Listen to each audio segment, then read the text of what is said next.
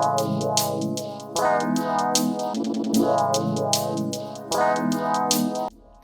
there, happy day 2 of Vlogmas. This is actually my first day. I have not vlogged yet. I really wanted to do Vlogmas, and then yesterday I realized that it is the 1st of December. I couldn't really vlog anything, and I'm gonna have a really hard time vlogging actually because my camera is being used. I've got eye stuff going on, but when you just have to start when you're not ready, you know, it's just life. So it might be a bit clunky right now. I've got the video, like the front video happening, so I can actually see myself. So we'll see how we go. It might go well, it might not. I might have to dip out. It might be like the dodgiest shit ever. The reason why I wanted to do Vlogmas is because, number one, I just wanted an opportunity to stay consistent. We're all coming out of post-lockdown haze, but I'm not going to lie, consistency has never really been my thing. And I think I'm a better person for admitting it. So, I'm not very consistent, and you'll probably come to know that considering I've got like 5 videos, 4 of which were at the start of the year kind of, and when this was like my big goal of the year. So I'm going to start being super consistent, and that's the first reason why I want to do Vlogmas. Number 2 is that I think that social media can be really amazing because you can pick and choose your truth. I really like how raw a vlog is, and how although you can make it pretty and you can put like sounds to it and music and make it really like your style and get people like hooked in on that, I think there's an element of like vulnerability there, and I guess I just want the chance for people to get to know me. I've recently started a business online, a secondhand shop called Older Sister, which is secondhand clothing.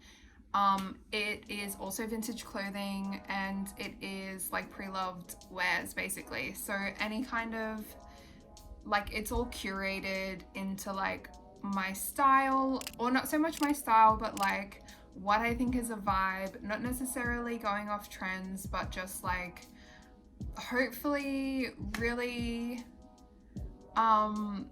timeless pieces, like one-off amazing pieces, as well as like I think my style is like super simple and super chic, and it has been for a while, like pretty neutral. But then this year came, and I don't know whether it was like the depressing reality of like a pandemic or like what the fuck happened, but I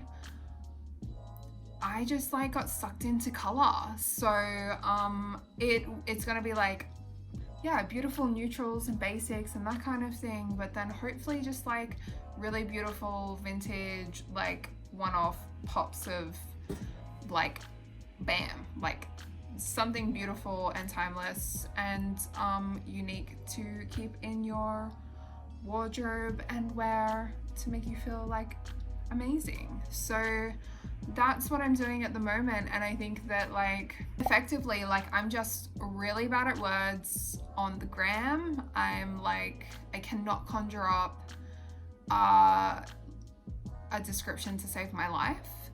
I did uni for 3 years, and I'm telling you, I was good at writing essays, but I struggle like sitting down and putting like pen to paper. I think I'm gonna have to check that. And then I also really struggle with like, I don't know, like I feel like I'm like this watery wash bowl, and like I get deep and it doesn't really like flow. So I just wanted the chance to like be myself, hopefully like, I don't know, like just being myself, and hopefully like bringing in the right people of my life, like into my life. I've recently moved from Lismore, New South Wales. For those who don't know, the Indigenous nations that they are on are Bundjalung. I came from Bundjalung Nation, the Wujibwe people. And now I'm in Kulin Nation, and I'm going to double check what peoples, because I do know, and I've just forgotten because we're fairly new here. So I'll put it down on the screen as well. So that's where I have come from, and I'm really looking forward to like meeting people in the area and like hopefully building a community and like connections and stuff like that, but also like just like sharing a part of my life. So why not like bring you along on the journey of a month and like every day. I love Christmas. I feel like we're really like every single year we're like changing it up a little bit.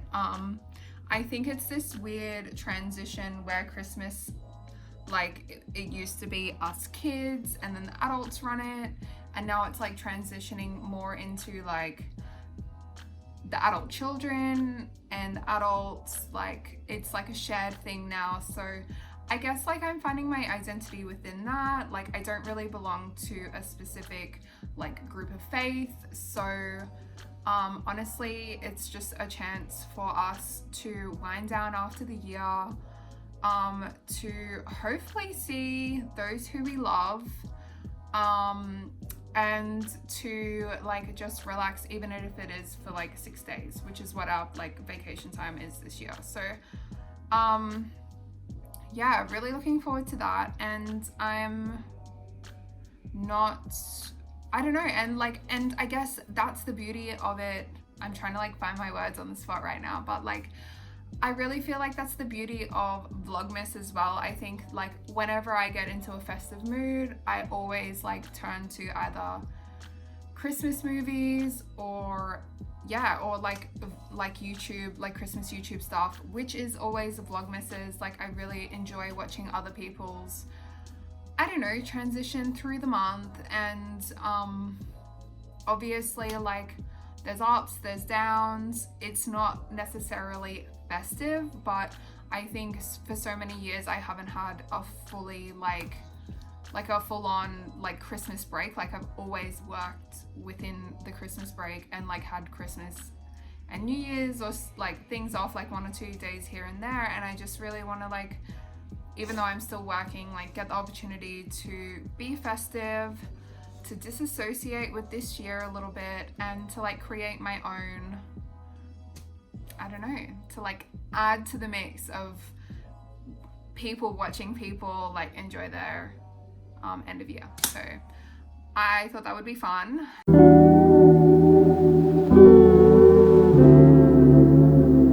Things that I didn't consider though doing Vlogmas. 1, that I don't go out that much. I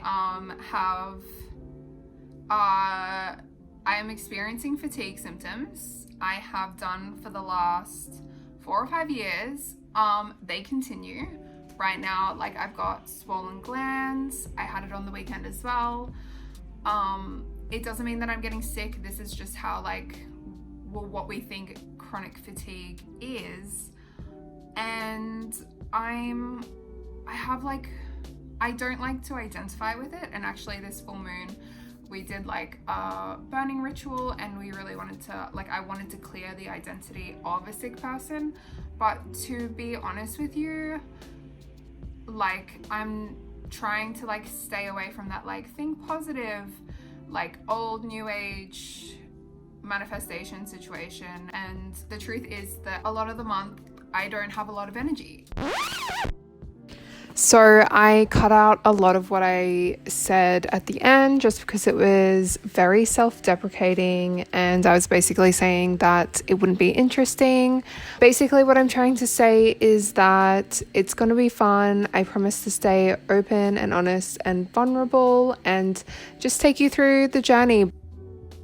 Number 2 is that I'm very shy videoing in public. So just a forewarning, stuff in public will probably be like a bit of a montage like here and there, because I'm still getting used to that, I guess.